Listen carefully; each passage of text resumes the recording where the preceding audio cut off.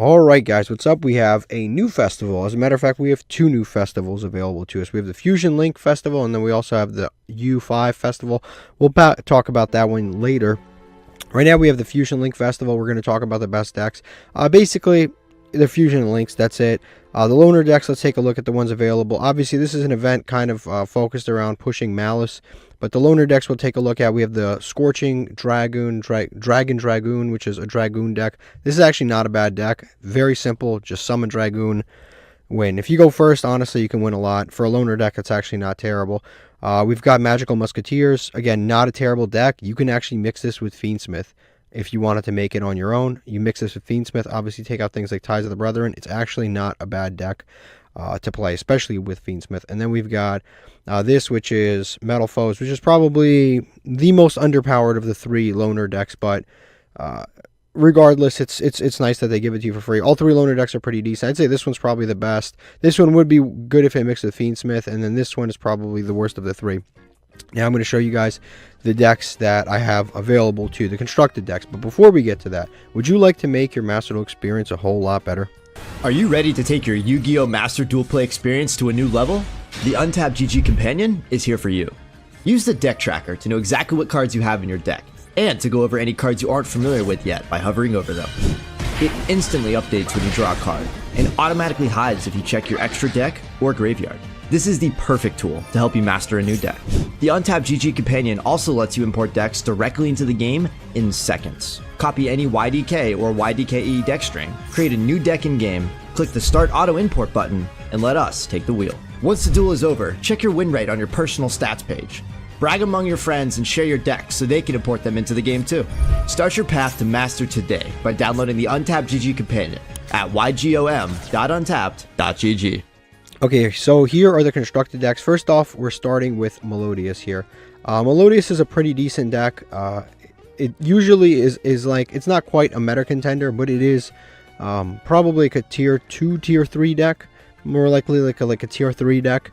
The thing about this deck that makes it so much better in this event is that every other deck got hit. Like even the other decks that I will show you on this list have still gotten hit to some degree. This deck did not get hit at all. There's not a single card missing from the absolute like best version of this deck. Like everything's here. You could argue Pot of Prosperity's not here, but Pot of Prosperity's hit on the ban list in Master Duel anyway. This deck is pretty much at 100% full power. It has everything you need. It puts up great interruptions. It creates a board that is actually kind of hard to deal with because you have cards that protect other cards. This deck is 100% at full power. The new stuff's at full power. The old stuff's at full power. This deck is completely and totally, start to finish, a full power deck. It is extremely, extremely good because it is one of the few decks that just completely went unhit. Whereas even the decks that I'm going to show you beyond this that kind of got hit are still somewhat hit. So this just by definite just by not getting hit automatically kind of moves it up the list, and this definitely becomes a very strong contender. Next up, we've got Chimera. Chimera is another deck. Didn't really get hit.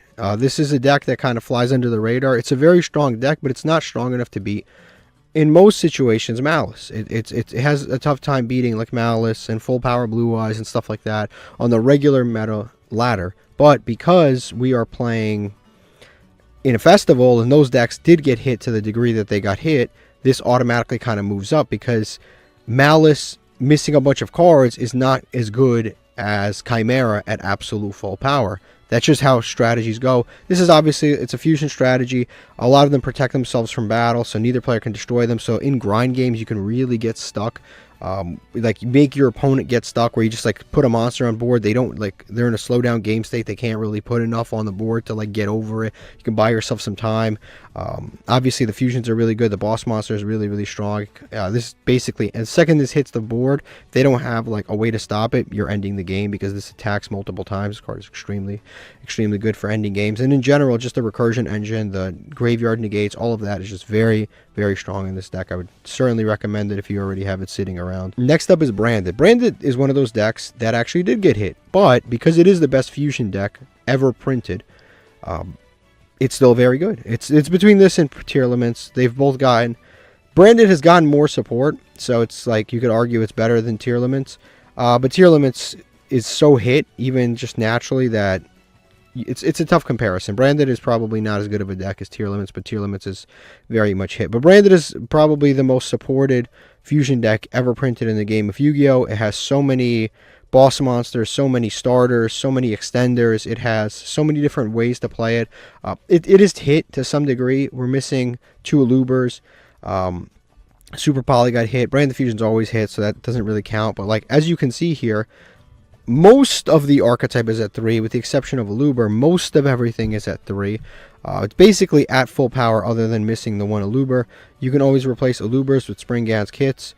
They do the exact same thing as Aluber, except you have to put a card back. It does the exact same thing, which is just search Branded Fusion. This searches Branded Fusion, Aluber searches Branded Fusion. This just forces you to put a card back. The other benefit of Spring Gans kit is that you can actually search it for free off of the Branded Lost. So it's just a free, like, here you go, take it. If you fusion summon, you get to add a Spring Gans kit. And then also Spring Gans kit can be special summoned if you have a fusion monster mentions Fallen of Valbast. So this usually will use your normal summon. This does not use your normal summon. So in a certain sense, this card is in a lot ways better. Of course, this can be summoned off of like Branded Opening and stuff. But nevertheless, this deck is not at full power, but it's pretty damn close to it, and it's one of the it's a top 2 fusion deck of all time. Next up, we have Tearlaments, the other good fusion deck that has always existed. Tearlaments is really, really good. They didn't really hit it for this list. Obviously, it's just naturally hit because it's just such a strong deck that they had to hit it. But a lot of the cards that you would need to play are still in here, and that's what matters. they are in here and they're playable. And they're actually quite strong. So you have all of the really, really good Tearlament cards. Some of them are at 1, but you can get around that by playing things like Supreme, Chimera, Descend, and you can play King of the Swamps and stuff like that. You can grab Poly, put Aquas into the grave. Like, you can do a lot of things even despite that. You can also put a Shaddoll Window on the field, which is quite nice. Putting a Shaddoll Window into play is always scary for an opponent. And then, like I said, the deck is fairly consistent, even though a lot of things are hit on it. And it's also a good festival deck because this deck has a really high ceiling where if you're milling well, you are going to win. But sometimes you mill kind of crappy and you get kind of like blown out. But the great thing about the festival is it's like if you mill like shit or your opponent hand traps you, you just scoop and go to the next match. It's a festival. You don't get penalized for losing. So it's actually sometimes better to play a deck with a really, really high ceiling and a really high floor where you could just get in, mill like shit, scoop, go to the next one, and then all of a sudden next game you're milling like a god, and you're just ripping through these games instead of going into like an extensive grind game and then you lose and you burn 30 minutes of your life and you're like, damn, I just sat here for 30 minutes just to end up losing. This deck, you mill really well, you're going to win. So perfect festival deck, I think. Tearlaments, probably the best fusion deck of all time. If everything was at 3, no contest, the best fusion deck of all time. But Tearlaments is also a very good choice for this. Next up is Live Twins. Live Twins is interesting too because it is at full power, and not only is it at full power, it has access to the Fiendsmith engine, the Lacrima, stuff like that. Not Fiendsmith, yeah, Fiendsmith engine. It has access to the Fiendsmith engine 100%. Obviously the Fiendsmith engine is a little bit hit, but it's just a huge engine that gives you a lot of cards. You have Lacrima, you have Engraver, and you have 1 Tract. As long as you see any number of those cards, you are off to the races. This is cool because the Closed Moon card, the one that turns any 2 monsters into a light fiend, that card is banned for this event. But you have this right here, the Kisa Kill, is a fiend. It's a fiend that's light.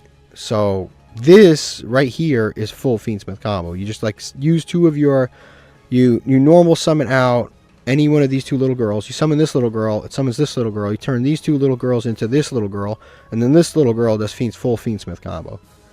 Super easy. And then you can go obviously into Lacrima, Desiree, Requiem. You do the full gauntlet, and then on top of that you have all the sprites and stuff like that. So you can do spell negates, you can do a monster negate, spell trap negate. You can put that on the board. You can completely convert into a different side of your deck whenever you want to.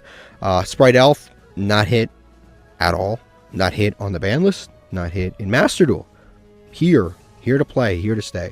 You have the Link side, and then you also have the Fusion side with the Fiendsmith. So it's absolutely busted when you think about it. Might be the best deck in the entire thing. It's actually kind of crazy how like nothing really is hit. Like parts of the Fiendsmith engine are hit, but nothing in Live Twin or Evil Twin is actually hit, and they could perfectly convert over into Fiendsmith without you having to play bricks. I've seen people play this with the Unchained package, but then you have to add 1 or 2 bricks to your deck and then 1 or 2 extra deck slots to your deck, and sometimes that can kind of choke off the things that you want to do with this deck.